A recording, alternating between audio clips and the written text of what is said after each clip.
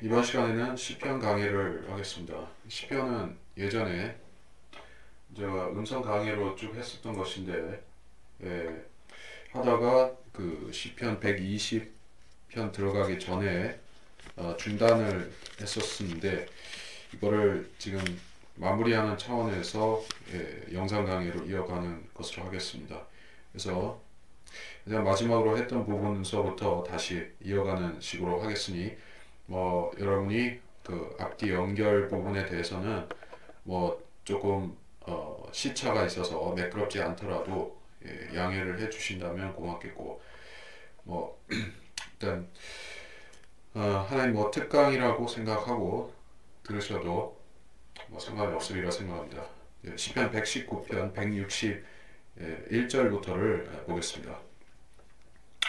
시편 119편 161절부터 통치자들이 까닭없이 나를 박해하였으나 내 마음은 주의 말씀을 두려워하나이다. 많은 전리품을 찾아낸 사람처럼 내가 주의 말씀을 즐거워하나이다. 나는 거짓말은 미워하고 몹시 싫어하나 주의 법은 사랑하나이다. 주의 의로운 명령들로 인하여 내가 하루에 7번씩 주를 찬양하나이다. 주의 법을 사랑하는 자들에게는 큰 평안이 있으니 그들에게 거칠 것이 아무것도 없으리이다. 주여, 내가 주의 구원을 바라고 주의 계명들을 행하였나이다. 내 혼이 주의 증거들을 지켰으며 내가 그것들을 심히 사랑하나이다. 내가 주의 법규들과 주의 증거들을 지켰으니 이는 나의 모든 길이 주 앞에 있음이니이다. 자, 일반적인 묵상과 교훈의 시편으로 보이지만 161절에서는 특별한 언급이 있죠. 통치자들에 대한 어떤 언급이 나옵니다. 물론 여기서 말씀하는 통치자들은 악한 통치자를 말씀하는 것이 당연하겠죠. 까닭없이 나를 박해했다고 하는 것을 보면 이것은 다윗이 고백하는 고백 중에 이것은 예언적으로 적용이 된다는 것을 제가 시편에서 항상 얘기를 하는 것이죠. 예언적 적용은 그리스도에게 되고 또 유대인 남은 자들, 그래서 남은 자들이라고 할 때는 대환란을 시기적으로 말하는 것입니다. 그들도 그렇고 유대인의 남은 자들도 그렇고 초임 그리스도도 까닭없이 박해를 당하셨죠. 그리고 그리스도를 박해한 통치자들이 바로 그 헤롯, 빌라도, 그리고 유대인의 악한 그 통치자들, 제사장과 서기관들, 바리새인들, 이런 자들이 주님을 까닭없이 박해했다는 거예요. 이게 예언적인 적용이 되는 것인데, 자, 그럴지라도 내 마음은 주의 말씀을 두려워하나이다. 우리가 영적인 적용을 할 수가 있겠죠. 그러니까 하나님 말씀에 초점이 맞춰져 있다면, 어떤 사람이 영적인 상태가 그렇다면 그는 그 외부적으로 어떤 박해를 시련을 당하든 간에 말씀에 집중하게 된다는 것이요. 그래서 믿음의 영웅들이 종종이 아니라 자주 태어나는 장소가 바로 지하 감옥이라든지 밀실이라든지 그러한 절망의 장소에서 종종 이루어지곤 하는 것이요. 비근한 사례로 어떤 것이 있겠습니까? 우리 대한민국의 초대 대통령이자 그 그리스도인인 이승만 박사 같은 경우에도 그렇죠. 그분이 그 구한 말에 그 그리스도인이 되고 나서 되기 전에 있었던 일이죠. 그러나 혁명을 모의하다가 한성 감옥 정치범들이 갇히는 거기에 아주 열악한 그런 감옥에 갇혀서 몇 년을 지냈었죠. 거기서 성경을 읽고 그리스도인이 되었던 것이요. 물론 까닭없는 박해는 아니었을지라도 굉장한 절망 가운데서 그분이 새로운 소망을 찾은 것이 결국에는 하나님 말씀, 성경이었더라는 것이에요. 성경이 아니었더라면 일생이 그렇게 획기적으로 바뀔 수가 없었던 것이죠. 이승만이라는 사람이. 그리고 여러분 자신도 될 수가 있습니다. 여러분이 꼭 물리적인 실질적인 감옥에 있지 않다 할지라도 마음의 감옥은 여러분도 갖고 있을 수가 있는 것이요. 마음속의 감옥이란 무엇입니까? 하나님과 나를 분리시키는 그런, 그리고 나를 하나님과 떼어놓는 장소를 말하는 것이죠. 하나님이 우리 마음속에 빈틈이 없이 성령으로 임재 계셔야, 그래야 우리가 평안을 누리고 또 다른 것들이 우리를 두려워하지 못하게 하는데, 우리 마음속에 빈틈이 있거나 우리가 스스로 고립시켜놓은 장소가 있다면은 그거를 제거해야 되는 것이요. 그것 때문에 두려움이 오고 세상에 대한 두려움이 오고 하나님 말씀을 우리가 신경 쓰지 못하는 것이요. 112절에 많은 전리품을 찾아낸 사람처럼 주의 말씀을 즐거워한다 라고 했습니다. 이거는 묵상에 관한 내용이니까 제가 설명 안 한다 할지라도 여기서 전리품을 찾아낸 사람이다 라고 했습니다. 전쟁에서 용사들이 보상을 받는 것이 바로 전리품이죠. 전리품 없는 전쟁은 없죠. 그리고 이것이 그 전쟁에 열심히 싸우는 동기가 되는 것이죠. 하나님 말씀을 공부한다는 것은 반드시 어떤 반대급부라고 해야 될까? 말씀을 공부하는 이유, 그 이유를 알자 하는 것입니다. 시간이 남아서라든지 아니면 남들에게 뭔가 있어 보이려고 그렇게 공부한 사람이 있다면은 그 사람은 하나님 말씀의 정수를 깨달을 수가 없는 사람인 것입니다. 하나님 말씀은 그 자체가 보물이요, 보석이요, 보화들인 것입니다. 그 말씀들을 우리가 파헤칠 때, 그리고 그 깊은 것을 찾아낼 때 그 자체가 우리한테 보화로서 우리 마음속에 쌓여지는 것이요. 그것은 그 많은 전쟁들이 전리품 이상으로 우리의 마음을 부유하게 해주는 그런 보화인 것입니다. 하나님 말씀의 이러한 가치를 모르는 사람들은 이 말씀이 매우 지루한 말씀이라고, 성경이 매우 지루한 말씀이라고 생각하고 의무적으로 공부를 하는 척 하지만 실질적으로는 깨닫지를 못합니다. 말씀을 깨달을 수 있는 방법은 세 가지 방면에서 할 수가 있습니다. 첫째는 역사적인 방면에서, 둘째는 영적인 방면에서, 또 셋째는 예언적인 방면에서 깨달을 수가 있는 것이요. 역사적인 것이야 우리가 성경 외적인 공부를 통해서 또 보강해서 해야 되는 부분이 분명히 있지만은 그런 것은 차치하고라도 영적인 부분에 있어서는 무한한 보화를 항상 얻어낼 수가 있더라 하는 것이요. 영적인 것은 성령께서 직관적으로 어떤 그 그리스도인에게 깨달음을 주시는 것이기 때문에, 또 개인에게 적용시킬 수 있는 그런 깨달음을 적시해 주시는 것이기 때문에 우리가 무한정 받아 챙길 수 있는 그런 보화다 하는 것이요. 그리고 또 예언적인 부분이 있는데 예언적인 것은 또 성령께서 마찬가지로 주시는 것입니다. 자, 그쯤 하고 우리가 이거 하나하나 시간을 이렇게 들여서 하기는 좀 그렇고 113절에서 거짓말을 미워하고 몹시 싫어하나 주의 법은 사랑한다 라고 했습니다. 자, 하나님의 속성, 하나님의 성품이 거짓을 싫어하신다. 하나님은 거짓말하실 수 없는 하나님이시다. 성경에서 도처에서 그렇게 신약에서도 구약에서도 밝히시고 있죠. 그 사람들은 하나님 말씀의 거짓말이 된다 라고 하는 것을 중요하다고 생각을 안 하는 이유가, 성경이 100% 진리요 진실이라고 생각 안 하는 그들의 생각 때문에 그렇습니다. 그러나 하나님께서는 성경에 진리만을 허용해 놓으셨고 거짓말은 전적으로 넣지 않으신 것이요. 그래서 거짓말, 변개된, 즉 첨가, 삭제, 변개된 그러한 성경은 하나님의 말씀을 거짓으로 바꾼 것이요. 그러면 하나님께서는 거짓말을 미워하고 몹시 싫어하나라는 그분의 속성과 성품대로 그 성경은 인정치 않으신다는 것이요.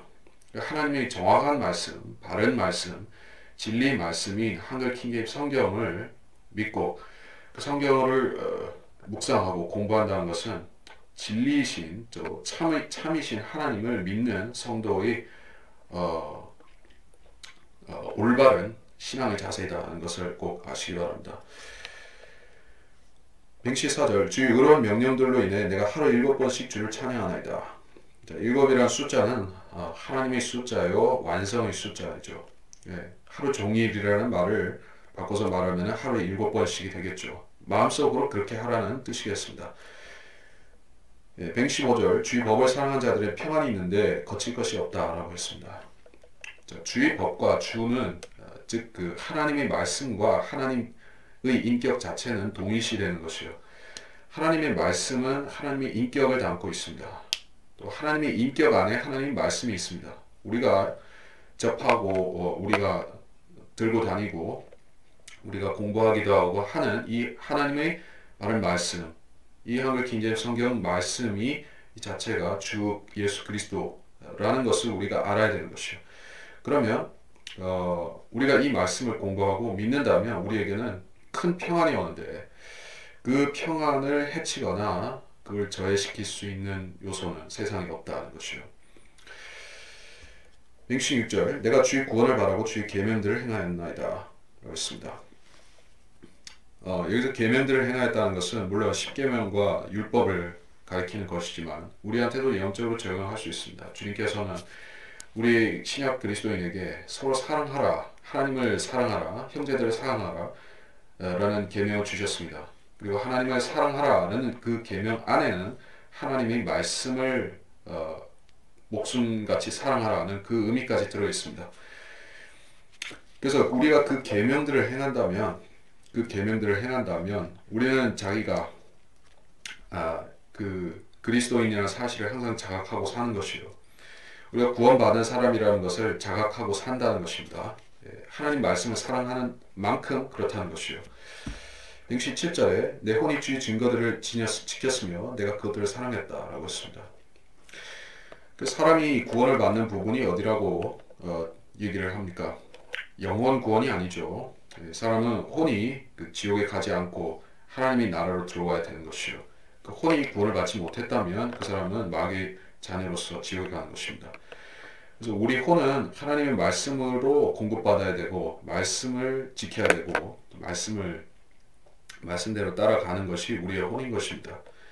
그리고 우리는 말씀과 하나님 자신을 우리 혼이 사랑해야 되는 것이요. 118절 내가 주의 법규들 주의 증거들을 지켰는데 나의 모든 길이 주 앞에 있습니다. 주의 법규들과 주의 증거들은 무엇입니까? 율법을 조금씩 다르게 이야기를 한 것이요. 그 안에는 법령들, 즉 그 신정 국가로서 이스라엘에서 지키는 법들, 규례들이 있죠. 그래서 그것들은 도덕법과 마찬가지로 철저하게 지켜져야 되는 법이었던 것이요. 그리고 하나님께서는 구약 시대에 구원받은 그 사람들을 유대인들과 구약 성도들을 그 법에 의해서 판단하고 그들이 얼마나 충실하게 모세의 율법을 지켰는가에 따라서 그들의 상과 그들의 구원을 판단하셨다는 것입니다. 119절부터 타오 넘어가겠습니다. 오 주여 나의 부르짖음이 주 앞에 가까이 이르게 하시고 주의 말씀대로 내게 명철 주소서. 나의 간구가 주 앞에 이르게 하시고 주의 말씀대로 나를 구해 주소서. 이거를 뭐 읽고 또 설명하고 하면 시간이 중복되는 것 같아서 그냥 읽으면서 같이 이야기를 하는 게 낫겠습니다. 119절에서 나의 부르짖음이 주 앞에 가까이 이르게 하시고 기도, 간구, 간구하는 자의 자세. 그러니까 우리가 속삭여서 기도할 때도 있고 크게 큰 소리로 부르짖어서 기도할 때도 있습니다. 그러니까 절박하면 큰 소리를 낼 수가 있어요. 그리고 우리가 항상 기도를 하는 것이 기도의 내용이 똑같지도 않고 상황이 같지도 않습니다. 그리고 우리가 무엇보다도 기도하면서 우선적으로 구해야 되는 것은 명철이라는 사실이에요. 우리가 뭘 구해야 되는지, 무엇을 놓고 기도를 해야 되는지 그 자체가 아리송할 경우에 그게 참 답답한 일이 아닐 수가 없는 것입니다. 뭔가 꽉 막힌 것 같고 뭔가 내가 문제가 많기는 많은데 어디서부터 이 꼬인 매듭을 풀고 어디서부터 간구를 시작해야 될지 이 참으로 이 명철이 잠자고 있을 때가 있는 것이요. 그럴 때는 주님께 내가 무엇을 기도해야 좋을지 그것부터 알려달라고 말씀해도 되는 것입니다. 물론 성령께서는 말할 수 없이 신음으로 우리를 대신해서 기도도 하시지만, 우리를 대신할 간구도 하시지만, 우리들은 뭐 거기에 머물러서는 안 되는 것이요.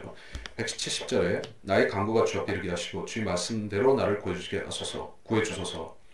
이건 설명할 필요 없겠습니다. 171절에 주께서 주의 규례들을 내게 가르치셨으니 내 입술이 찬양을 바라리이다. 내 혀가 주의 말씀을 말하리니 주의 모든 계명들은 의이기 때문이니이다. 내가 주의 법규들을 택하였으니 주의 손으로 나를 도우소서.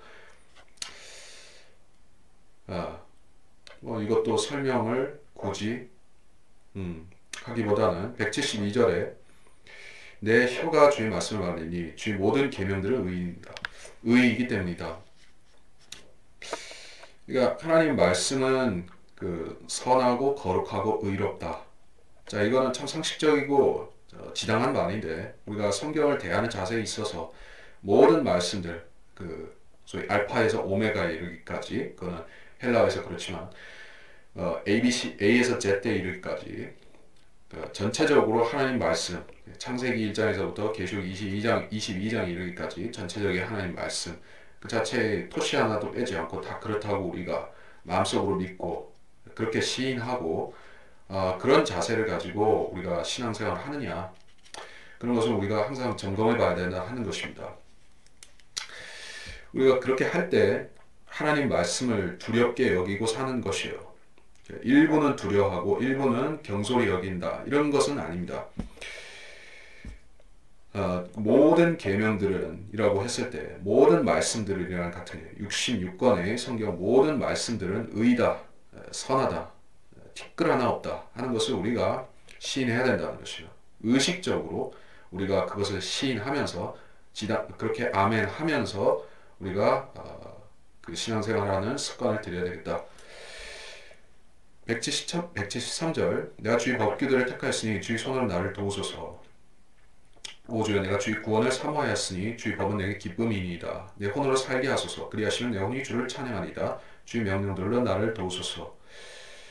173절에서 내가 택하였으니 나를 도우소서 이렇게 얘기를 했습니다. 자, 율법이라는 것은 어떻습니까? 율법은 행위법이고, 행위라는 것은 행함의 주체가 있게 마련입니다. 행함의 주체는 개인이죠. 물론 그 개인 자체가 율법을 퍼펙트하게 행할 수가 없는 그런 불완전한 죄인임에도 불구하고, 율법이라는 것 자체는 이렇게 행하라, 저렇게 행하라, 그렇게 하면 내가 이 땅에서 복을 받고 또 구원도 받을 수 있으리라 하는 그런 행위의 일련의 체계인 것이요.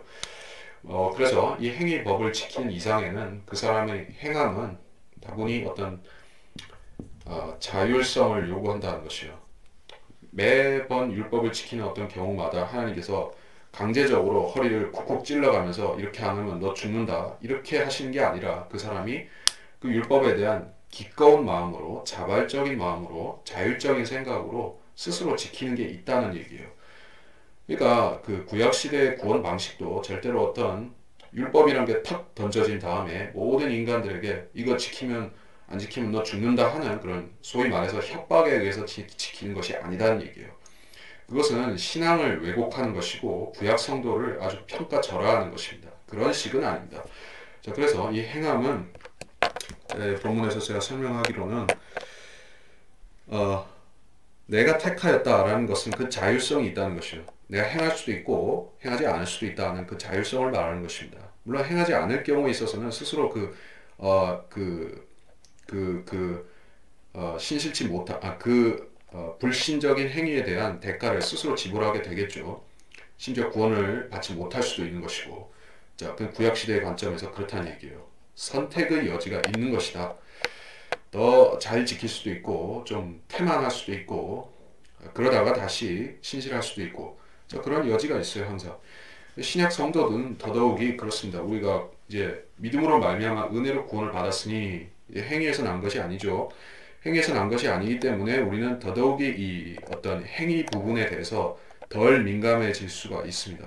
어차피 구원은 은혜로 받았으니까 아무것도 행하지 않든 뭐 대충 어떻게 살든 간에 하늘나라 갈 테니까라는 생각은 항상 있게 마련이에요. 하지만 구약 성도도 그렇고 지금의 그리스도인들도 그렇고 스스로 행함은 반드시 하나님께서 그 대가를 지불해 주시는 것이에요. 자발적인 그 하나님의 섬김에 대한 것은 지불해 주신다.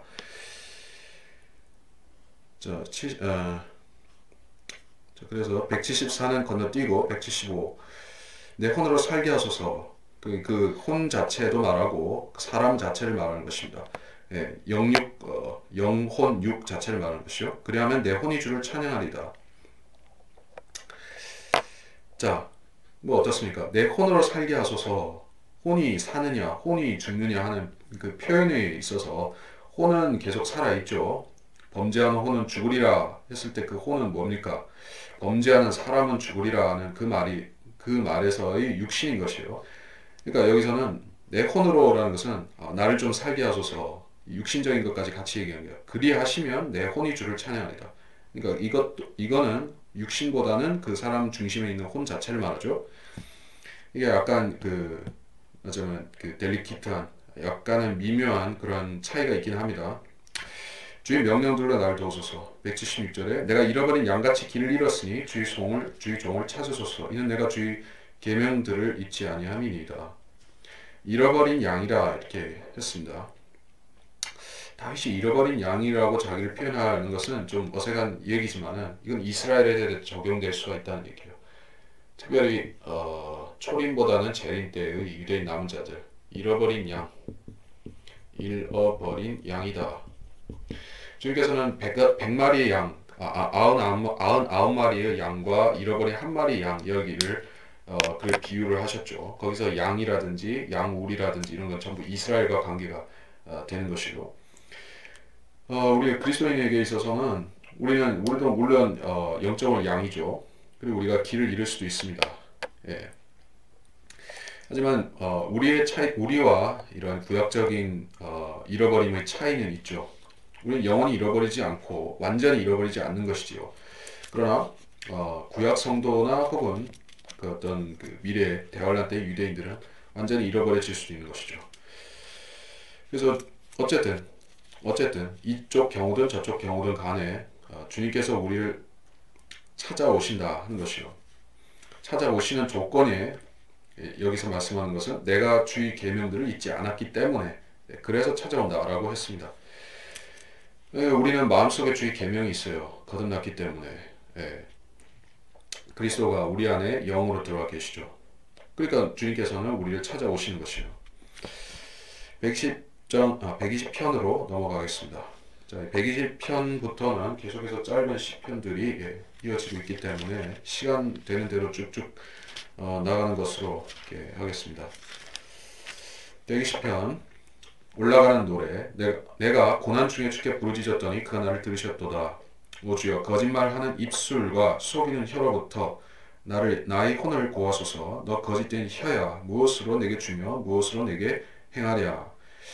용사의 예리한 화살들과 향나무의 숯불들이로다. 메색에 기거하며 케달의 장막들에 거하는 것이 내게 화로다.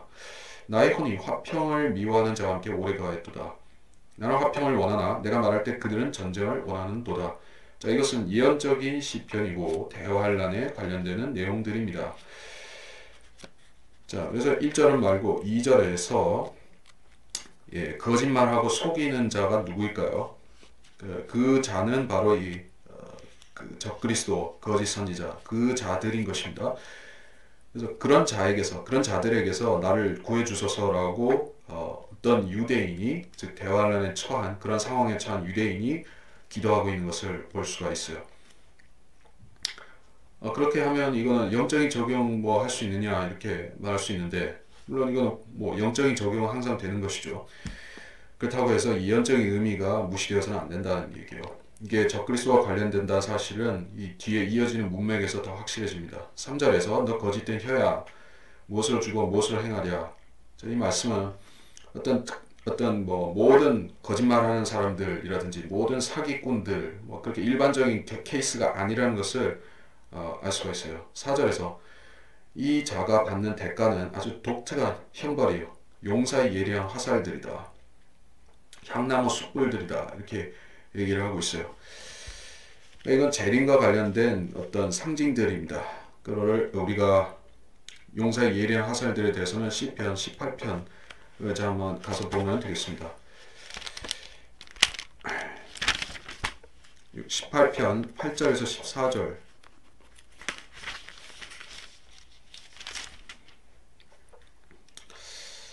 이걸 다 읽을 수는 없겠죠. 8절에서 14절, 8절과 14절만 보면 그의 콧구멍에서 연기가 솟아오르고 그 입에서는 불이 나와 삼켰으니 그로 인해 숯이 피었도다. 14절에서는 정녕 그가 그의 화살들을 쏘아서 그들을 흩으셨으며 번개들을 쏘아서 그들을 폐주시키셨도다. 그러니까 재림과 관련되어서 화살들이 있고 연기가 있고 불이 있고 여러 가지 상징들이 같이 나타나죠. 어쨌든 여기서 화살들이 있으니까는 그게 그거란 사실을 알 수가 있어요. 또 숯불도 마찬가지요.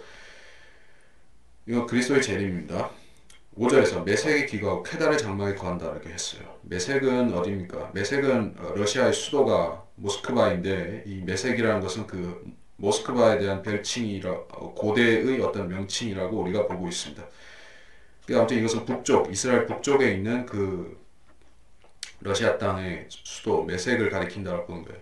메색에 유대인들이 거하고 있다라고 얘기하고 있습니다.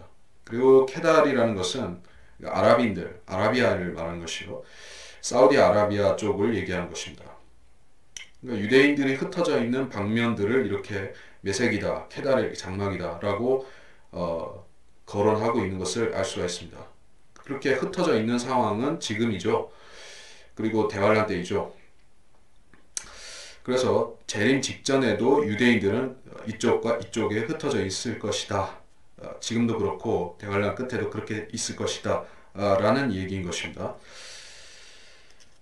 왜 케달이 이스마엘 그 아랍인을 가리키는 걸까? 창세기 25장 13절에 거기에 케달에 대해서 나오고 있습니다. 그리고 그들은 줄곧 아라비아에 살던 사람들인 것이요. 그래서 그것이 내게 화로다라고 한 것을 보면 유대인들이 좋은 형편이 아니다는 그런 얘기를 여기 하고 있습니다. 거기에 잘 거하고 있는 게 아니다는 얘기예요. 그래서 소위 디아스포라 유대인들이 사로잡혀간 것을 말합니다. 그것을 주로 1차가 있다, 2차가 있다 이렇게 얘기를 하죠. 1차는 바벨론에 잡혀간 70년 포로 생활을 한 그 케이스를 말하고 2차는 AD 70년에 잡혀가서 1948년 독립하기 전까지 있었던 그 상태를 2차 디아스포라라고 합니다.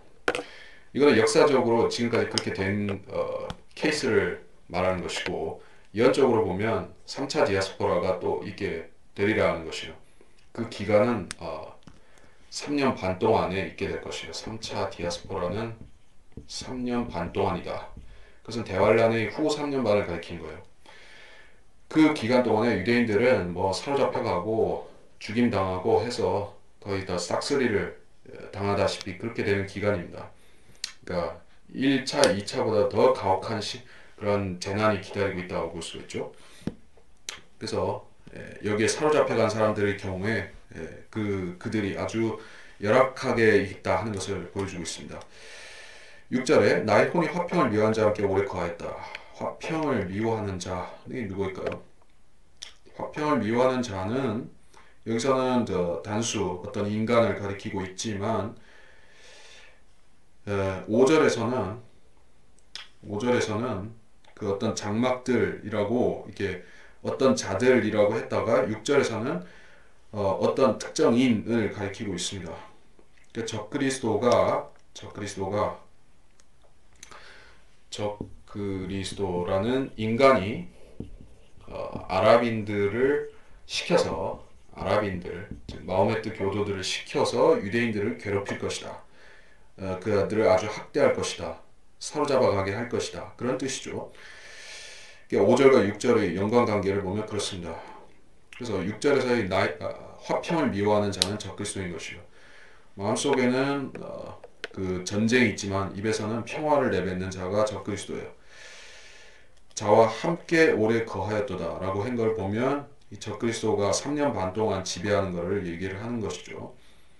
물론 그 전에 7년 동안 평화조약을 체결하겠지만 그 후 3년 반 시작이 되면 그때 와서 예루살렘을 차지할 것이기 때문에 그때부터 유대인들이 지긋지긋하게 이 적그리스도에게 시달린다.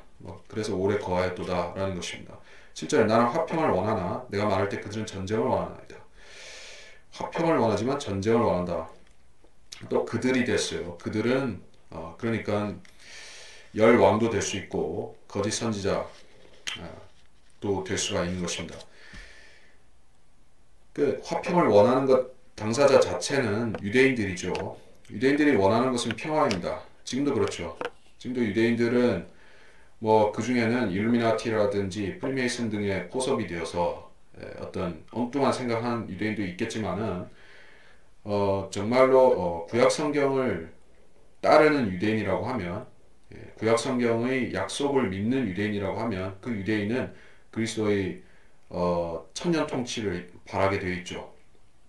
즉 그 평화를 바란다는 얘기예요. 평화를 바라지만 평화를 어떻게 가져와야 될지 단지 모를 뿐인 것입니다. 그래서 미국에게도 평화를 달라고 하고 구걸하고 다른 나라들에게도 평화를 얘기하지만 그 평화가 오지 않고 오히려 가짜 평화가 오는 것이요. 그것이 적그리스도가 주는 평화다. 그 다음에 또 전쟁이 일어나고 평화가 깨지는 것이요. 그래서 그들이 전쟁을 원하는도다. 이것은 유대인을 죽이는 전쟁이죠. 유대인을 박해하는 그러한 전쟁들이죠. 소요들이죠. 자, 이건 전부 대환란과 관련된 사실들이었다. 121편으로 넘어가겠습니다. 올라가는 노래. 내가 나의 도움이 오는 산들을 향해 내 눈을 들어올리니 나의 도움이 하늘과 땅을 지으신 주께로부터 오는도다. 그가 너희 발을 실족시키지 아니할 것이며 너를 지키시는 그는 쏠지 아니하시리로다. 1절에 좀 중요한 얘기입니다. 산들이 무엇이 도움이 온다라고 했습니다. 이 도움은 그리스도로부터 오는 것인데 그리스도께서 내려오실 때 산들을 거쳐서 오신다는 그런 언급인 것이죠. 자, 재림과 관련된 몇몇의 산들이 있습니다. 성경에 첫 번째로 시내산이 그렇고 두 번째는 파란산이요, 또 올리브산 그리고 또 시온산이 있습니다. 이 전체적인 산들은 그리스도께서 강림하시는 그 산을 가리키고 있는 것이요. 그 하나의 산이 아닙니다. 보통 사람들은 올리브산만 생각을 합니다. 올리브산은 최종적으로 앉는 그 산, 내려오시는 산이고, 예, 그 전에 몇몇 산들이 있어요. 시내산, 파란산. 주님께서 그런 과정을 거쳐서 내려오시는 이유는 재림이 그 아마겟돈 전쟁과 그 과정과 같이 결부가 되어 있기 때문에 그렇습니다. 그 산들을 거쳐서 오시면서 결국에는 올리브산으로 오시는 것이요. 그 산들을 여기서 말씀할 수밖에 없죠. 예. 그리고 주님께서 거기에 내려오실 때 유대인의 남은 자들을 도와주시는 것이요. 도와주고 그들이 멸망하지 않도록 보호해 주시는 것입니다. 환란 끝에 있을 상황이죠. 자, 이것은 그 재림과 관련된 내용이라는 것을 우리가 뭐 그냥 봐도 알 수가 있죠. 어떤 교리적인 뭐 기초 상식이 있어서가 아니라 그 다윗이 입장에서 산들의 내 도움이 산들로부터 온다라고 이렇게 기도할 이유가 어디 있겠습니까? 그리고 그런 단순히 어떤 다윗 개인의 알 수 없는 미사여구, 알 수 없는 그런 그 치장적인 문구를 여기 넣어둘 이유가 없다 얘기죠. 성경에 살아있는 하나님 말씀이고 예언이라는 사실을 믿는다면 우리는 그 의미를 놓쳐서는 안 된다. 2절에 나의 도움이 하늘과 땅을 지으신 주께로부터 온도다.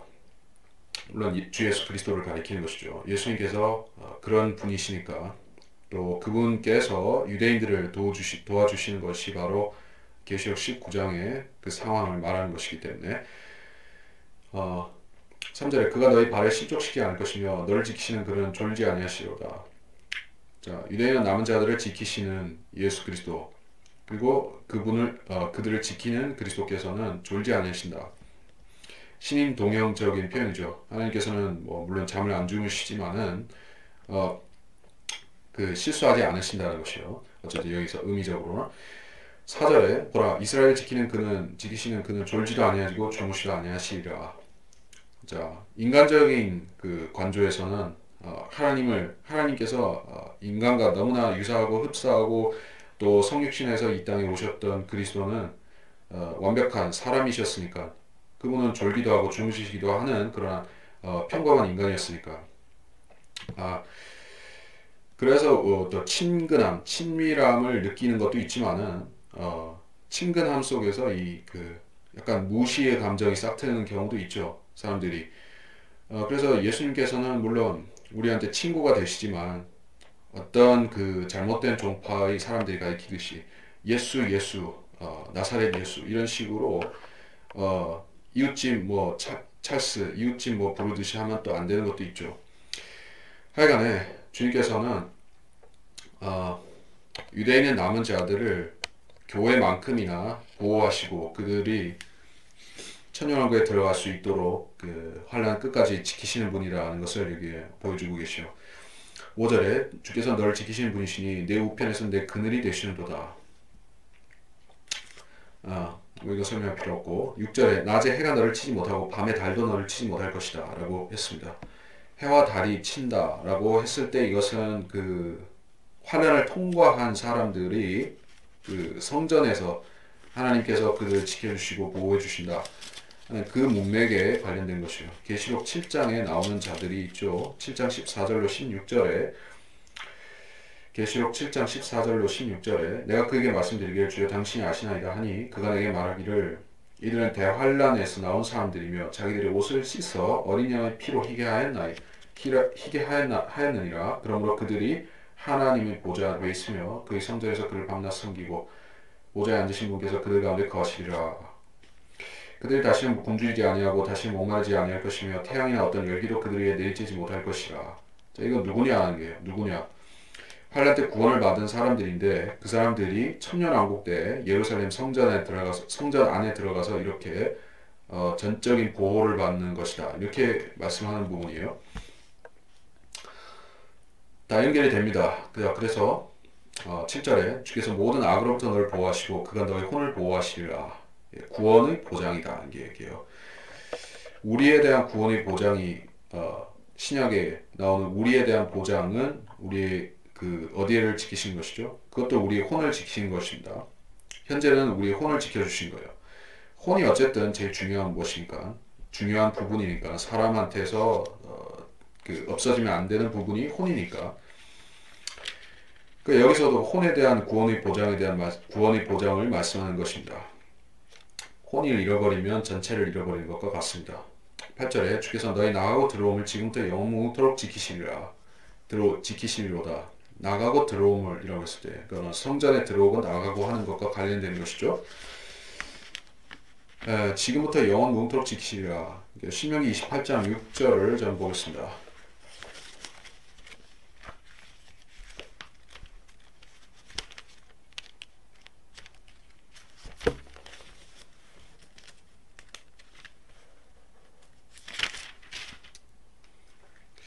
내가 들어와도 복을 받을 것이요 내가 나가도 복을 받을 것이니라. 그러니까 율법에 복종할 때 들어오고 나가고 할 때 복을 받는다. 물질적인 복을 받게 된다. 그 부분 말씀입니다. 그래서 이런 보장이 필요한 사람들이 있어요. 이 땅에서 성전 경배를 드리고 또 제사를 드리고 하면서 천년 동안 이런 보장을 갖고 사는 사람들이 있다는 얘기예요. 그들이 바로 구원을 받을 유대인들이 그렇게 한다는 것입니다. 우리는 뭐 구원의 보장이 지금도 있고 미래도 영원토록 있지만 112편으로 넘어갑니다. 다윗에 올라가는 노래. 사람들이 내게 말하기를 주의 집으로 들어가자 했을 때 내가 기뻐하였도다. 오 예루살렘아 우리의 발이 내 성문들 안에 서리라. 예루살렘은 밀집된 성읍처럼 세워져 있으며 지파들고 주의 지파들이 이스라엘의 증거를 따라 주의 이름에 감사드리려고 거기로 올라가는도다. 이는 거기에 심판의 보좌들이 놓여 있으니 곧 다윗 집의 보좌들이라. 예루살렘의 화평을 위하여 기도하라. 너를 사랑하는 자들은 번성하리로다. 내 성벽들 안에는 화평이 내 궁전들 안에는 번영이 있을지어다. 자 보면 주의 집으로 들어가자 했을 때 내가 기뻐했다. 1절에서 주의 집이라고 했어요. 성전이죠. 주의 집은 성전이죠. 왜냐면 거기에 언약궤가 있고 지성소에 언약궤가 있고 또 거기 그 성소와 또 바깥 뜰이 있는 그 성전 자체를 말하는 것입니다. 그 주의 전인데 지금 이 성전은 없어 파괴되었으니까. 그러나 지금은 그리스도인들이 영적으로 말해서 성전이죠. 영적으로 말해서 그들의 영과 혼과 몸이 성전이죠. 근데 물리적이고 물질적인 이 건물 성전은 여기 없죠. 여기서는 그리스도인들의 그런 내적 성전을 말하는 것이 아니라 실질적인 이런 돌로 지어진 건물 성전을 말하는 것이요. 그것은 지금 없지만 재림 이후에 다시 있게 될 그 성전입니다. 예루살렘 성전입니다.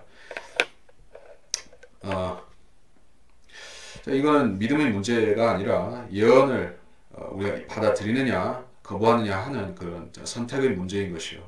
왜냐하면 분명히 성전은 다시 지어지기 때문에 그렇습니다. 2절에 오 예루살렘아 우리의 발이 내 성문들 안에 서리라. 우리의 발이 구원받은 회복된 유대인들을 가리키는 것이요. 천년왕국에 들어간 유대인들입니다. 내 성문들 안에 서리라 라고 했을 때, 자, 이거를 그 과거 시제로 놓고 보면 참 뭐 의미를 알 수가 없죠. 예루살렘이 유대인이 소유가 아니었던 적은 다윗의 치세 중에 한 번도 없습니다. 다윗의 치세 중에 예루살렘이 이방 족속에게 강탈당한 적은 한 번도 없어요. 예, 다윗은 줄곧 차지하고 있었던 것이에요. 그러니까 여기서 어떤 그 과거적인 해석을 할 여지가 없이 이것은 미래 재림 이후에 있을 일이라는 것을 자명하게 알 수가 있다는 게요. 3절에 예루살렘이 밀집된 성읍처럼 세워져 있다. 밀집된 성읍, 아주 번화한 도성, 뉴욕이나 시카고나 또 서울이나 이런 큰 도성, 밀집된 성읍, 대도시 그런 성읍을 말하는 것이요. 지금도 뭐 물론 예루살렘은 있지만은 지금은 좀 부족하죠. 솔로몬 때의 그 영화로운 도성이 아니죠. 지금은 초라한 도성이죠. 그래서 이것은 미래적인 이야기다는 얘기예요. 재림 이후에 있을 상황이다. 4절에 지파들이 거기로 올라간다라고 했어요. 감사의 희생제를 드리려고 거기 올라가는 것입니다. 그래서 그 12지파가 온전히 회복이 되는 때가 옵니다. 그것은 재림 이후에 있을 것이에요. 그때는 성전에서 다시 제사가 드려지는 것이요. 그리고 12지파가 다 거기에 들어옵니다. 5절에 이는 거기에 심판의 보좌들이 놓여있는데 다윗집 보좌들이다 얘기했어요. 다윗집의 보좌들을 얘기했습니다. 자, 이것은 철저히 미래적인 언급입니다. 다윗의 보좌는 뭐 다윗 때 있었지만은 다윗이 보좌들을 만들어 놓지는 않았습니다. 다윗은 보좌가 하나였죠. 왜냐하면 다윗이 왕이고 왕이 한 명인데 보좌들을 만들지 않죠. 여기서는 다윗 집의 보좌들이라고 했습니다. 그래서 이 보좌들이 심판의 보좌들이라고 했어요. 재판하는 보좌들이라고 했습니다. 다윗 집의 보좌들에는 누가 앉게 될 것입니까? 주님의 제자들, 사도들이 거기에 앉게 될 것이요. 그리고 천년왕국 때 통치하는 그 환란 성도들, 목배임 당했다 부활하는 환란 성도들도 그 보좌에 동참할 것입니다. 예, 그리고 이에 관해서는 우리가 계시록 2장 26절, 27절이라든가 3장 21절이라든가 20장 4절, 특히 20장 4절에서 우리가 잘 볼 수가 있어요. 자, 그래서 그 단일한 보좌가 아니라 보좌들이 있다는 것을 꼭 알아야겠습니다. 주님과 함께 통치하는 자들이 있어요. 예, 그들이 목배임 당한 사람들이고 또 사도들입니다. 6절에 예루살렘 화평을 위해 기도하라. 너를 사랑하는 자들은 번성하리로다. 예루살렘의 화평을 위해서라고 했어요. 근데 그 어떤 화평인지, 언제 있을 화평인지, 누가 가져올 그 평화를 말하는지 알고서 물론 알아 기도를 해야겠죠. 그냥 뭐 대낮게나 모르고서 그냥 예루살렘 평화롭게만 해달라고 하면 되는 건 아닙니다. 물론 예루살렘은 큰 전쟁이 있어야 돼요. 앞으로를 말하는 것입니다. 앞으로 최소한 뭐 거기에 2번 정도 이상은 전쟁이 있어야 되는 것이요. 2-3번 정도는 전쟁이 있어야 됩니다. 그리고 그 마지막 엄청난 아마겟돈 전쟁까지 있어야 되는 것이요. 그리고 나서 1000년 동안 평화가 오니까. 그래서 우리가 여기서 말씀하는 화평을 위해 기도하라는 것은 그 1000년 동안 지속될 그 화평을 기대하면서 고대하면서 기도하라는 뜻이 되겠죠. 지금 뭐 잠시 잠깐 뭐 세상 나라들 가운데서 조금 평안하라는 그 뜻은 아닙니다. 그래서 예루살렘이 평화롭게 되면 그때부터는 이 땅이 1000년 동안 평화가 옵니다. 그 성경의 약속이고 보장입니다. 그것을 위해 기도하는 사람들은 누구입니까? 지금의 그리스도인들은 물론 알고서 기도하는 그리스도인들은 있지만 소수인 것이요. 유대인들은 어떻습니까? 유대인들도 기도를 합니다. 근데 알고서 기도하는 것이 아니에요. 환란에 처한 유대인들은 그때 가서는 정말 절박하고 다급한 마음에 그 성경대로 그 약속을 붙들 것이요. 자, 그래서 그 결과로 주님께서 그들에게 평화를 주신다는 얘기요. 너를 사랑하는 자들은 번성하리로다. 예루살렘을 사랑한다. 누가 예루살렘을 사랑하는 자들인가 하는 얘기예요. 예루살렘은 두 개가 있죠. 예루살렘은 첫 번째 예루살렘, 땅의 예루살렘. 두 번째 예루살렘, 하늘의 예루살렘. 자, 우리가 지금은 뭐 셋째 하늘이다, 낙원이다, 또 그 하늘 나라다 이런 식으로 부릅니다. 그 장소가 나중에 가면은 뭘로 바뀌죠? 네, 새 예루살렘이 되고 그 새 예루살렘이 이제 그 자체가 이 땅으로 내려오게 되죠. 그래서 땅에는 원래 예루살렘이 있었고, 이것은 유대인의 예루살렘인 거예요. 유대인의 예루살렘. 유대인 말고 다른 족속한테 주신 적이 없고, 근데 하늘의 예루살렘은 이거는 모든 족속인데 이 사람들은 이 시대 구원받은 그리스도인들 그들에게 주셨을 것이에요. 여기서 본문에서 시편에서 말씀하는 예루살렘은 당연히 후자인 하늘의 예루살렘은 아니죠. 땅의 예루살렘을 말하는 것이요. 그 예루살렘을 사랑하는 자들은 당연히 유대인을 사랑하는 자들이요 이스라엘을 사랑하는 자들일 수밖에 없다는 얘기예요. 자, 그럼 여러분이 예루살렘을 사랑하는 증거가 어디 있습니까? 하나님 말씀을 사랑하면 여러분 예루살렘을 사랑하는 것이요. 그리스도께서 이 땅에 예루살렘의 천년 통치를 하신다고 믿으면 그거는 여러분이 예루살렘을 사랑하는 자 중에 하나인 것입니다. 그리고 그런 자에게 보장이 있습니다. 하나님께서 그 사람들에게 뭐 영적인 번성 또 어떤 경우에 물리적인 번성도 주신다는 얘기예요. 여러분이 주 안에 있으면 이 약속을 같이 받은 사람인 것이요. 주님께서 통치하신다면 여러분 안에도 그 약속이 같이 들어있습니다. 그래서 주님께서 그 도성에서 통치하며 번성하시면 여러분도 주님의 복을 같이 받는 사람들인 것이요. 꼭 이걸 알아야 되는 것입니다. 7절에 내 성벽들 안에 화평이 궁전들 안에 번영이 있다. 실질적인 성벽이요 또 궁전들입니다. 영적으로 해석할 여지는 없습니다. 자, 새 예루살렘에도 성벽은 있습니다. 많은 거기에 궁전들이라는 건 따로 없죠. 많은 저택들을 주신다. Many mansions라고 했죠. 주님께서는 그리스도인들에게 많은 저택들을 주겠다라고 하셨지만 거기에 궁전들을 있다고 이렇게 안 하셨어요. 궁전들은 거기에 누가 거합니까? 왕이 거하는 장소인데 왜냐면 새 예루살렘에는 주님께서 따로 성전을 두지 아니하셨습니다. 그냥 궁전도 따로 없고 여기서는 땅의 예루살렘을 가리킨다는 것을 뭐 알아야겠죠. 8절에 내 형제들과 동료들을 위해 내가 이제 말하리니 화평이 내 안에 있을지어다. 9절 주 우리 하나님의 집으로 인해 내가 너희 복을 구하리로다. 내 형제들, 동료들, 좀 유대인들입니다. 내가 이제 말하리니 화평이 내 안에 있을지어다. 샬롬이라는 것은 주님께서 제자들에게 말씀하셨던 그 샬롬이라는 것은 영적인 것, 물질적인 것 다 포함하지만은 궁극적으로는 그 화평은 이제 천년왕국에 대해서 예언적으로 말씀하는 것이요. 화평이 내 안에 있다. 거기서 시작된다.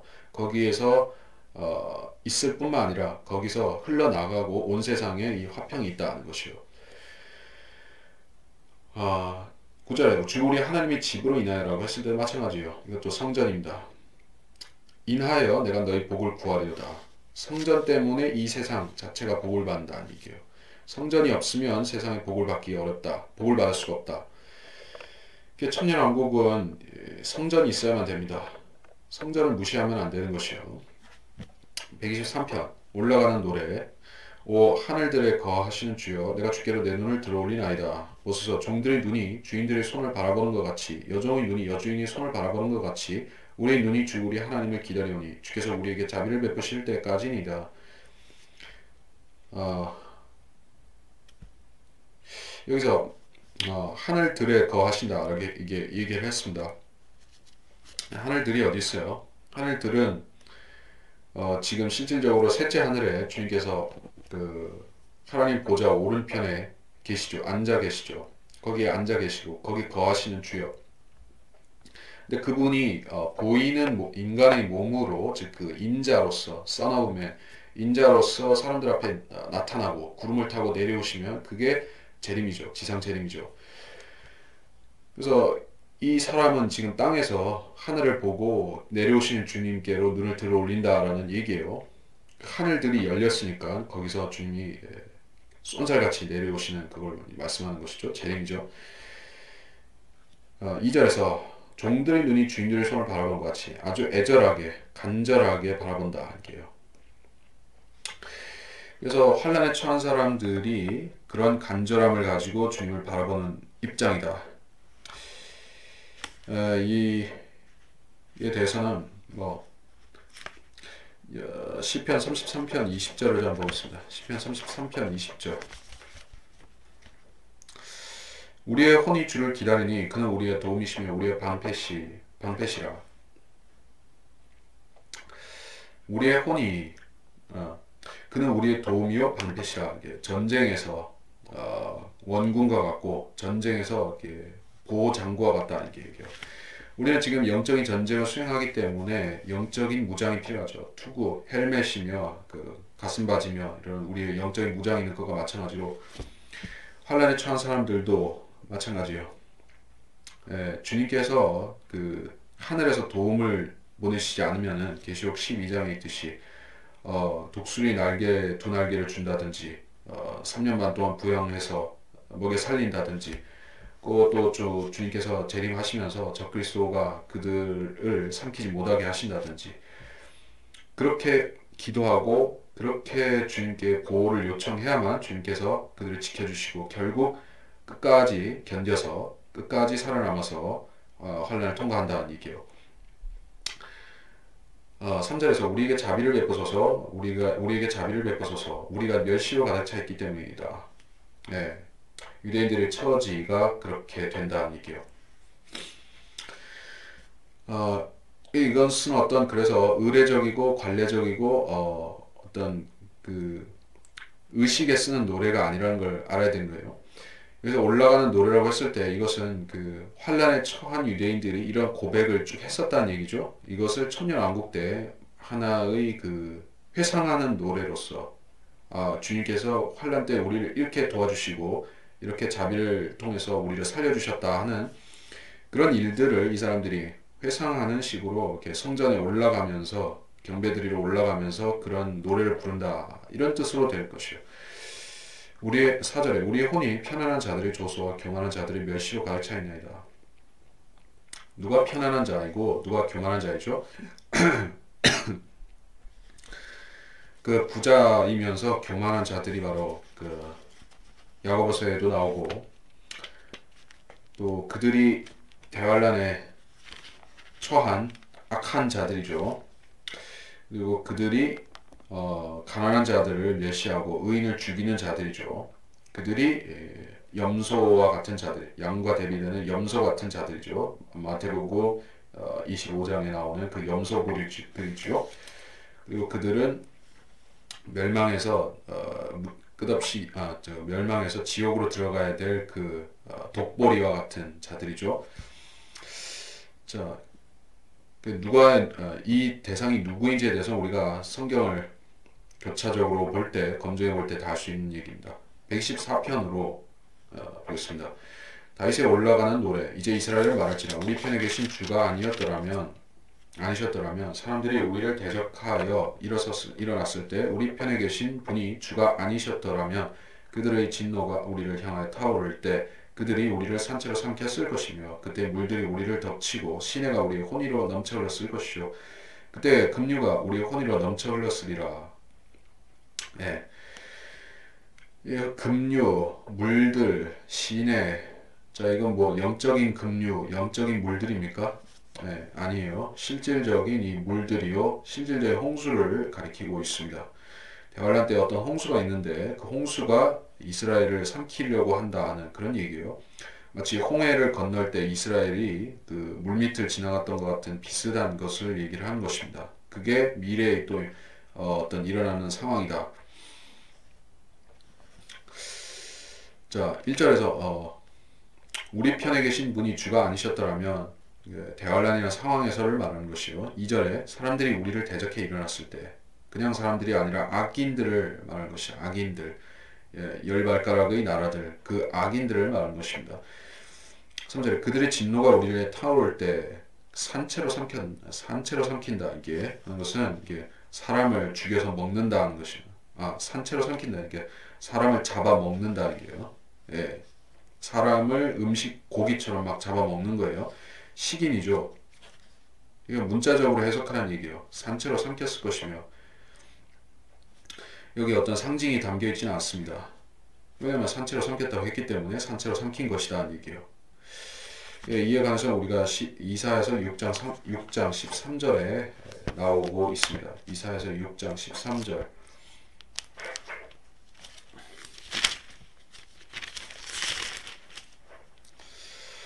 그러나 그 안에 아직도 10분의 1이 있을 것이요 그것이 돌아와서 먹힐 것이니 잎이 떨어져 줄기가 남아있는 보리수나무와 상수리나무처럼 걸어가시도 그 줄기가 되리라. 제일 중요한 대목이 아직도 10분의 1이 있을 것이요 라는 게요. 이사야 6장에서 말씀하는 대목은 이게 환란인데 대환란에서 10분의 1이 먹힌다라는 얘기가 나왔다는 것이요. 10분의 1은 사람들을 말하는 거예요. 사람들. 11조의 의미인데 실질적인 그 사람들을 말하는 거예요. 사람들. 그래서 그들을 이제 삼킨다. 산채로 삼켰을 것이며 라고 했을 때 이거는 뭐 유대인들을 다 잡아먹었을 것이다. 근데 그렇게는 못한다는 얘기죠. 남은 자들은 다 먹히진 않습니다. 10분의 1만 먹히고 다 먹히는 것은 아니다. 이게 4절에 물들이 우리를 덮치고 홍수가 시내가 우리로 넘쳐 흐르고 급류가 넘쳐 흐르고 이거 요단강에 일어날 홍수를 말합니다. 다른 곳이 아니라 요단강 홍수입니다. 자, 실질적으로 여호수아 때 그 물이 요단강 물이 꽉 찬 그 추수철에 그 주님께서 물을 끊어버리시고 그 상류를 막아버리시고 이렇게 이스라엘 사람들이 건넜죠. 그와 마찬가지요. 대환란 때는 계시록 12장 15절로 16절에 엄청난 홍수가 또 일어나는데 그거는 사탄이 용이 직접 일으키는 홍수이고 그것은 셀라 페트라의 피신해 있는 유대인들을 다 죽이기 위해서 그 요단강에다가 엄청난 홍수를 일으키는 사건입니다. 그런데 주님께서 땅이 입을 벌리게끔 하셔서 계시록 12장 15절 16절에서 그 홍수를 막아버리신 거예요. 그러니까 그 상황을 여기서 실질적으로 얘기를 하고 있는 것입니다. 여러분이 성경을 그 앞뒤를 맞춰서 공부를 안 하면 이런 걸 절대 알 수가 없습니다. 모르는 게 약이다라고 할 수 있겠지만은 약이 아니라 모르는 건 모르는 것이고 무식하면 하나님께서 공부하라고 하십니다. 그러니까 이런 걸 상징적으로 해석하고 영적으로 해석하고 고난의 홍수여 이런 식으로 가면 안 된다는 얘기예요. 여러분 성경적으로 꼭 검증하고 공부하고 확인하고 꼭 이런 거를 여러분이 의식적으로 이게 알아야 됩니다. 모르면은 무식한 것이에요. 그러면 다른 사람들이 물어봐도 대답할 수 없고 자기도 답답한 것입니다. 자, 그러니까 6절에 우리를 그들의 이에 먹이로 내주지 아니하신 주를 송축할지어다. 이 실제적 의미가 있습니다. 7절에 새가 사냥꾼들의 올무에서 벗어난 같이 우리의 혼이 벗어났으니 올무가 끊어지고 우리가 벗어났도다. 우리의 도움은 하늘과 땅을 지으신 주의 이름에 있도다. 사냥꾼들의 올무에서 벗어난 것 같다. 라고 했습니다. 사냥꾼들은 이게 유대인들을 잡으려고 하는 그런 소위 말해서 게슈타포 같은 그런 사냥꾼들을 말하는 것이요. 2차 대전 때도 있었죠. 유대인들은 그때 당시에 숨을 곳이 너무나 없었습니다. 유럽의 전체가 유럽 땅 전체가 이게 올무였었던 것이요. 그래서 안네 프랑크의 일기 같은 것을 때 보면은 얼마나 절박했었습니까?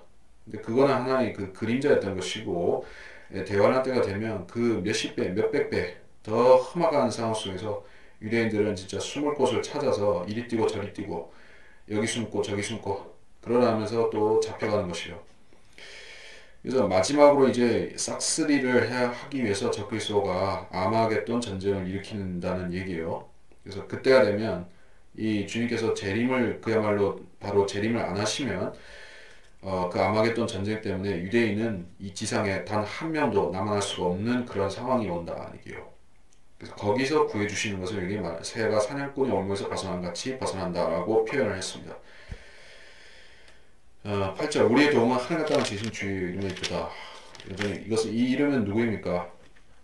알지 못하는 신이 아니고 뭐 야훼가 아니고 이 이름은 주 예수 그리스도라는 얘기예요. 유대인들은 이 이름을 영원 무궁토록 송축해야만 되는 것이요.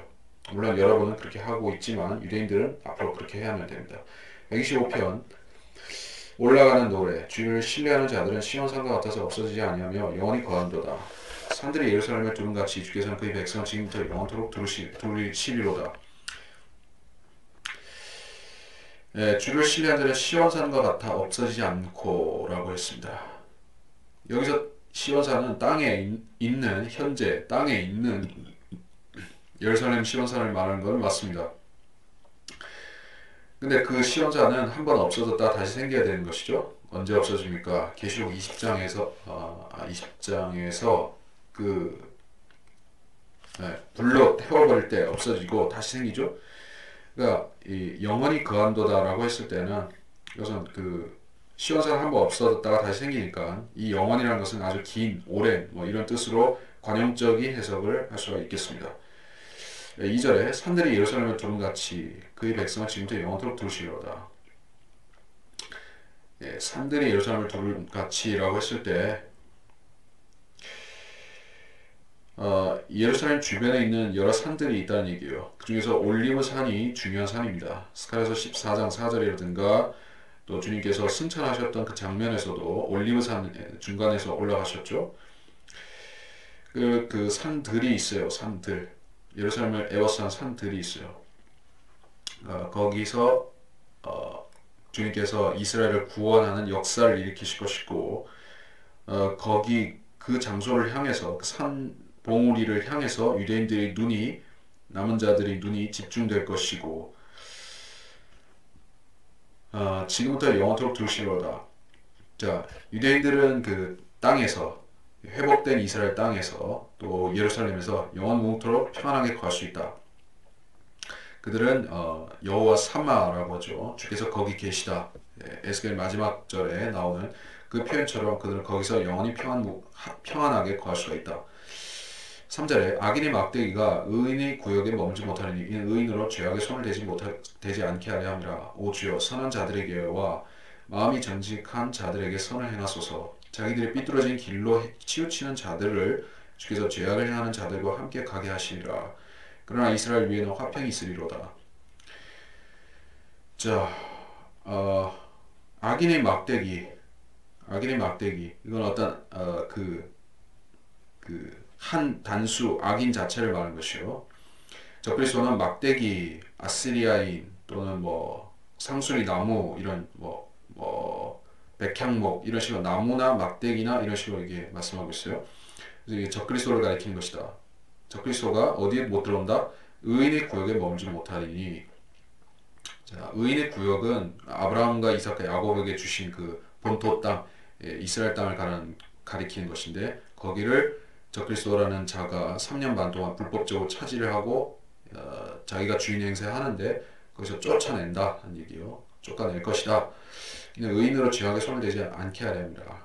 자, 그 땅은 팔레스타인이라는 땅은 하나님께서 의인들에게 즉 아브라함과 이삭과 야곱의 자손들에게만 허락하신 땅인데 그들을 선하고 거룩하고 의롭게 살게 하기 위해서 그 땅을 상속시킨다는 얘기예요. 그들이 죄를 짓지 않도록. 그러지 않으면 이 마귀와 마귀 세력들을 거기서 쫓아내야 되는 것이죠.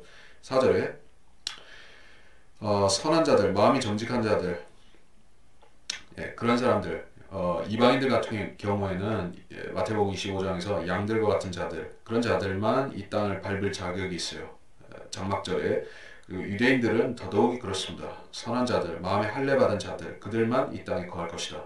5절, 자기들이 비뚤어진 길로 치우치는 자들은 어떻다. 여기서 악인들, 대환란 때를 말하는 것이고, 주께서 죄악을 행하는 자들과 함께 가게 하시리라. 죄악을 행하는 자들이 어디로 함께 가는가? 그들 지옥으로, 불못으로 들어가게 됩니다. 꺼지지 않는 불 속으로 들어가게 된다. 이스라엘 위에는 화평이 있으려다. 이스라엘은 영적인 이스라엘을 가리킨 게 아니라 여기서 실제 12지파의 그 멤버들로 되어 있는 그 실제 이스라엘 유대인들을 그 이스라엘 위에 있을 것이라는 얘기예요. 그래서 우리가 반 이스라엘은 반 기독교이고 반 예수 그리스도이고 반 하나님입니다. 근데 그 모든 것을 충족시키는 집단은 모슬렘이고 사실상 충족시키는 집단이지만 그 위장막을 치고 있는 단체가 로마 캐토릭이죠. 그래서 그 자들은 이스라엘의 화평을 거부하는 자들이고 또 그거를 가로막는 자들이기도 한 것입니다. 그 자들은 어디로 들어가게 되는가? 죄악을 행하는 자들과 함께 저 불못으로 들어가게 되는 것이요. 126편 올라가는 노래.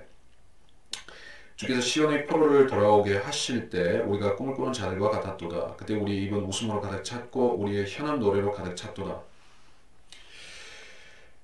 그때에 이방 가운데 있는 자들이 말하기를 주께서 그들을 위하여 위대한 일들을 행하셨다 하였도다.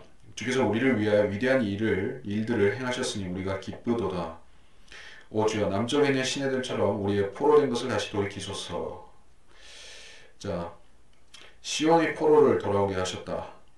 역사적으로는 이거는 바벨론 포로에서 돌아왔구나라고 대부분의 신학자들도 그렇고 모든 주류에서는 다 그렇게 해석을 하는 것입니다. 역사적인 것은 그렇다는 얘기요. 네, 역사적인 건 좋다 이겁니다. 역사적일 수도 있어요. 하지만은 여기 뒤에 쭉쭉쭉 보게 되면 이거는 재림을 가리킨다는 것을 우리가 그냥 알 수가 있어요. 시온의 포로라고 했을 때 이 사람들은 어디에 잡혀간 것이요? 아까 우리가 봤지만은 메세게도 잡혀갔죠. 그리고 케달의 장막들, 아라비아로도 잡혀갔죠. 사실상 동서남북으로 다 잡혀가는 것이요. 그 사람들은 기한이 있습니다. 돌아오게 되는 기한이 있어요. 주님께서 재림하실 때 그들이 다시 돌아옵니다. 이건 과거형으로 말씀하고 있죠. 우리가 무엇과 같았도다. 과거, 회상입니다. 그러니까 이 올라가는 노래는 천년왕국 때의 과거를 돌아보면서 하는 노래라는 게 누가? 유대인들이 2절에 그때 우리 입은 웃음으로 가득 찼고 우리 혀는 노래로 가득 찼다. 자, 그래서 이게 그 주님께서 종려 주간에 이런 그 비슷한 걸 보여주셨죠. 유대인들이 호산나 주 이름으로 오시는 이여라고 했던 그 주님을 왕으로 맞이하며 찬양했던 것이 또 똑같이 반복이 될 것이다. 언제? 주님이 재림하시고 예루살렘 동편문으로 입성하시는 그 순간에 시간에 그 반복이 되는 것이다. 그리고 또 유대인 남은 자들은 다 돌아오는 것입니다. 이방에서부터 이방 가운데 있는 자들이 말하기를 주께서 그들을 위해 위대한 일들을 행하셨도다 하였도다. 이것도 역시 재림입니다. 이 위대한 일들은 주님께서 전쟁을 통해서 이방의 군대를 꺾으신 그 위대한 일들을 말하는 것이요. 정복 사업이죠. 정복 사업. 아마겟돈에서 주님께서 하루 만에 해치우신 위대한 정복 사업을 말하는 것이죠. 이방 가운데 있는 자들은 천년왕국에 남아서 거기 들어가는 자들, 양과 같은 자들이겠죠. 3절에 주께서 우리를 위해 위대한 일들을 행하셨으니 전쟁을 승리하시고 또 유대인을 구출하시고 또 그들을 다시 본토로 데려오시고 그 모든 일들, 그 위대한 일들을 행하셨다. 그래서 우리가 기쁘도다. 유대인들이. 4절 오 주여 남쪽에 있는 시내들처럼 우리의 포로된 것을 다시 돌이키소서. 남쪽에 있는 시내들처럼 포로된 것을 돌이키소서. 이것도 그러니까 미래형으로 또 바뀌고 있죠. 그러니까 시제가 이렇게 달라졌습니다. 하지만 사실은 바뀌지 않습니다. 이것은 유대인들의 회복이고 물리적인 회복을 가리키고 있다 하는 것은 바뀌지는 않습니다. 눈물로 씨를 뿌리는 자들은 기쁨으로 거두리로다. 귀한 씨를 가지고 나가서 우는 자는 정녕 기쁨으로 그의 단들을 가지고 돌아오리로다. 영적인 적용을 많이 하는 구절이고 그렇게 해도 사실 문제는 없습니다. 눈물로 씨를 뿌리는 자는 기쁨으로 거둔다. 이게 어디서 우리가 관련 내용을 볼 수 있는가? 고린도 전서 3장 7절로 8절을 한번 보겠습니다. 고린도 전서 3장 7절로 8절.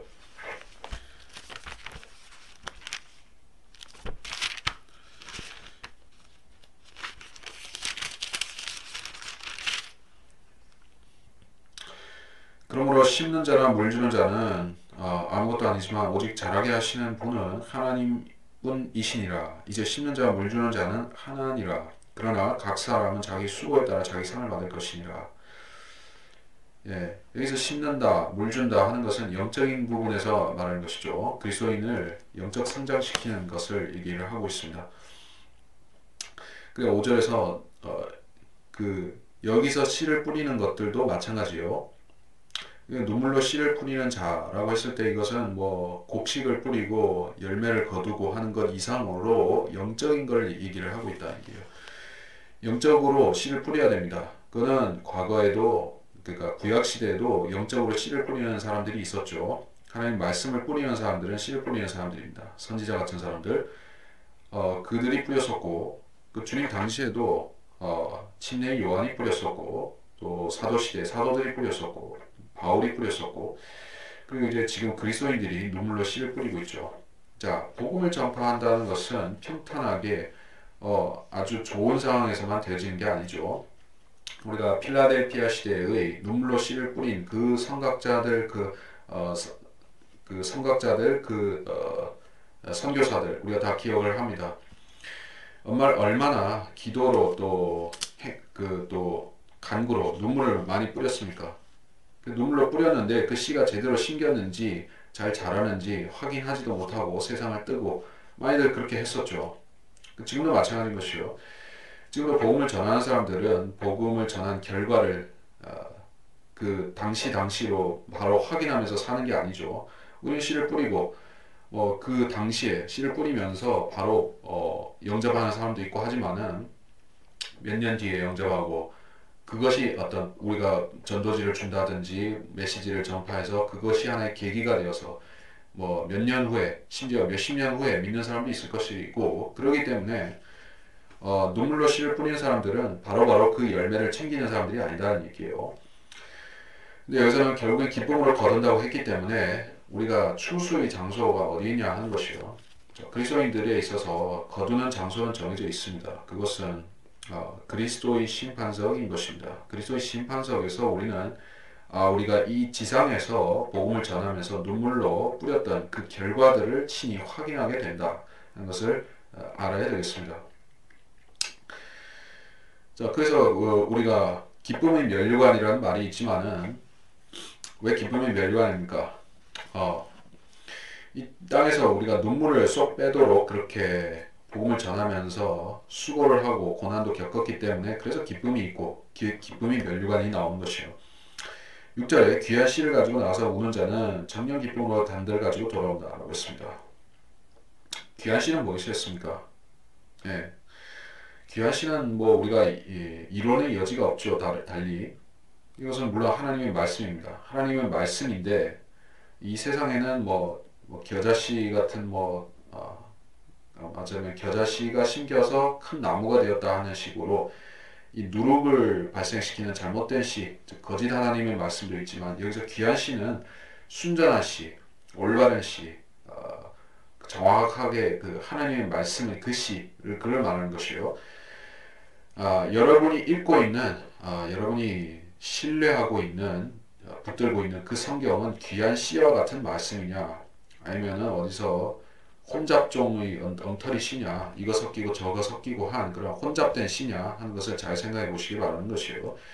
그래서 이 귀한 씨, 즉 그 66권의 하나님의 말씀인 귀한 씨가 여러분의 수중에 있다면 여러분 그 말씀을 뿌리지 않을 수가 없는 것이다.